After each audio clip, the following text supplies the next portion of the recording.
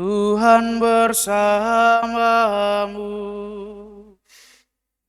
dan bersama rohmu. Inilah Injil suci menurut Lukas. Dimuliakanlah Tuhan.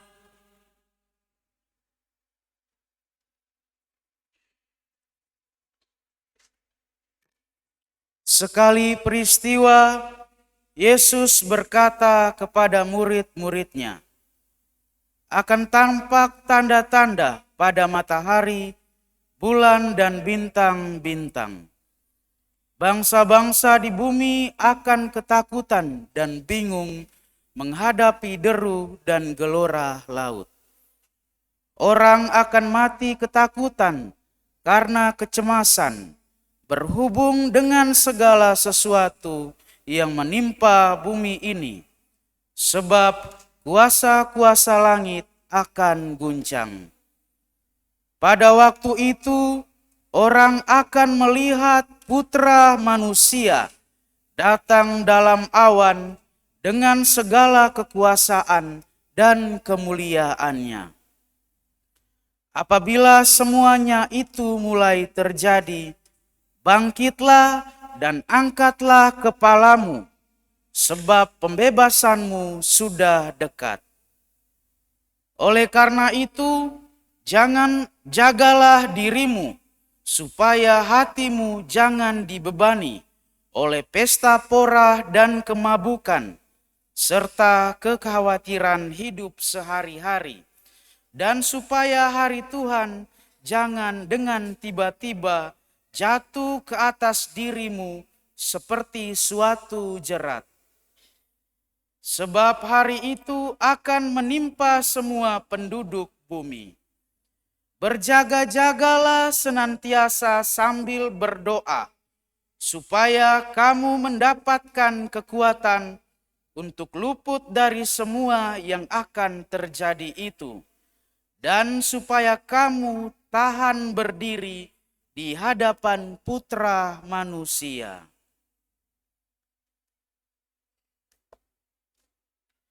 Demikianlah sabda Tuhan.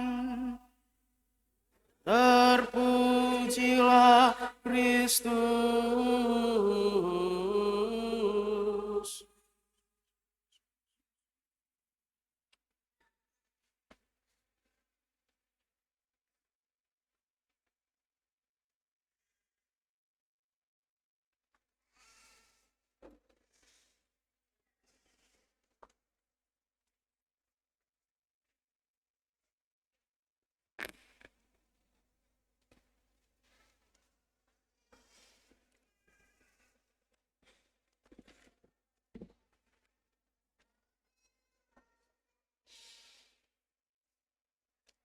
Saudara-saudari umat beriman yang terkasih dalam Kristus Tuhan.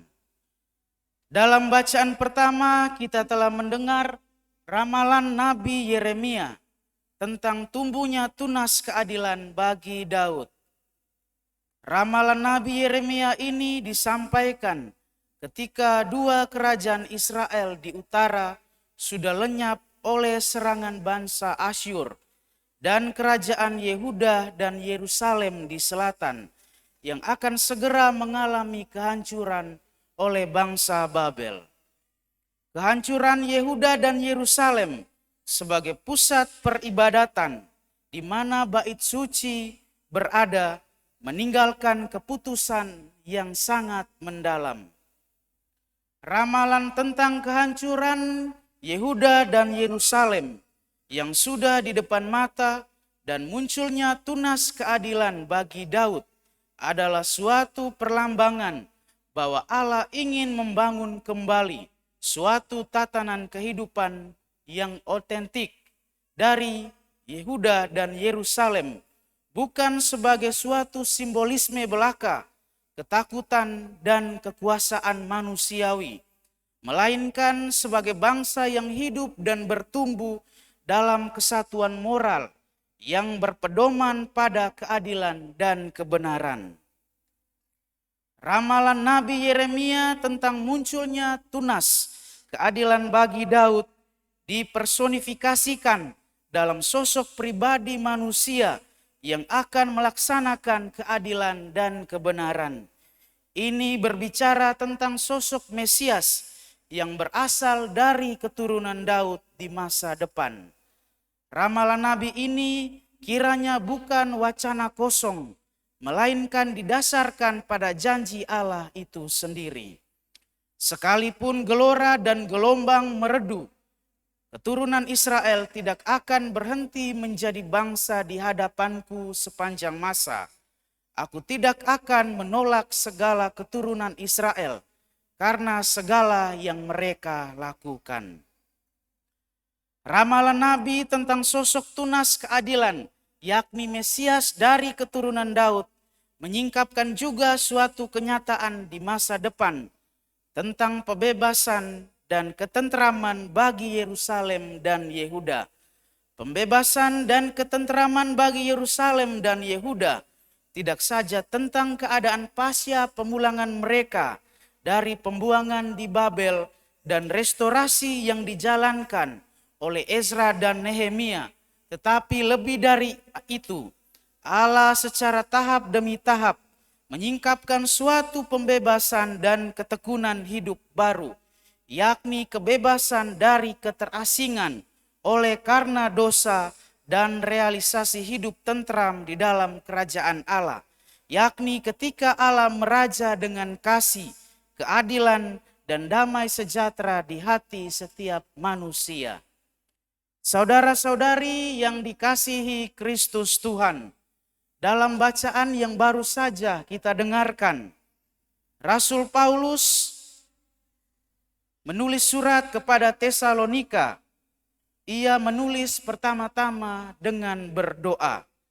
Ada 3 hal penting yang perlu kita simak, yakni yang pertama, bertumbuh dalam kasih. Yang kedua, hidup kudus dan tak bercela. Yang ketiga, hidup berdasarkan pedoman. Pertama, Paulus ingin agar kasih umat Tesalonika kepada satu sama lain dan kepada semua orang terus meningkat.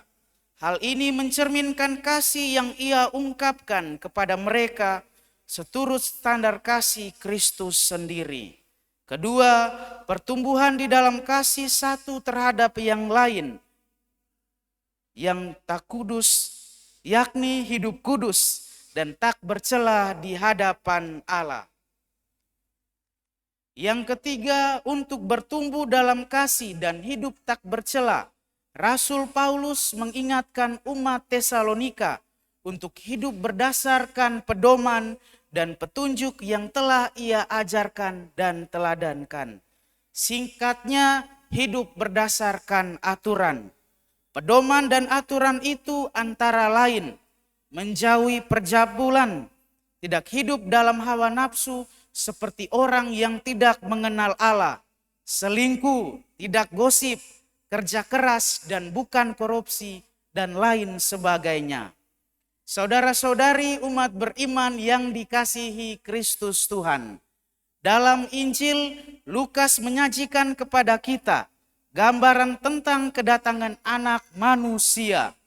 Berbeda dengan ramalan Nabi tentang kehancuran Yerusalem dan Yudea, Lukas memberikan gambaran yang lebih universal, yakni tanda-tanda alam akan mendahului Sang Mesias tersebut.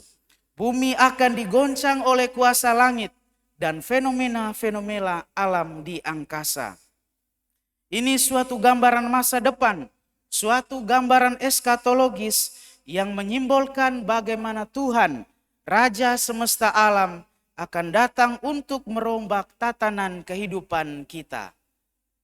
Gambaran-gambaran kehancuran alam semesta menjadi tanda bahwa anak manusia yang diramalkan dalam perjanjian lama untuk membalikan tatanan kehidupan manusia dan penguasa dunia yang sewenang-wenang, penuh penindasan dan kekerasan. Di tengah semua perombakan tatanan itu, murid-murid boleh lega, mengangkat muka dan melihat bahwa penyelamatan sudah dekat. Meski demikian, pelbagai tanda yang digambarkan untuk tidak menegaskan akhir zaman. Tanda-tanda itu adalah permulaan. Maka murid-murid dinasihati agar tidak terlena, melainkan selalu berjaga-jaga. Berjaga-jaga untuk tidak hidup dalam pesta pora, hidup dalam kemabukan, kekhawatiran, atau seperti yang sudah diingatkan oleh Rasul Paulus dalam bacaan kedua. Saudara-saudari umat beriman yang dikasihi Kristus Tuhan, Adventus adalah masa penantian sekaligus masa pemulihan. Dengan segala kasih dan harapan yang kita peroleh, baiklah kita menata hidup dengan selalu berlaku adil.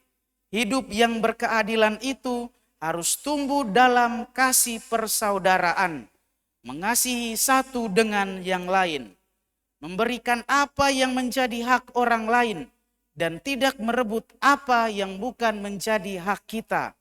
Hidup berdasarkan aturan hidup Kristiani, yakni hidup dalam cinta kasih dan bukan cinta diri, cinta uang, cinta kedagingan, cinta milik orang lain, dan sebagainya.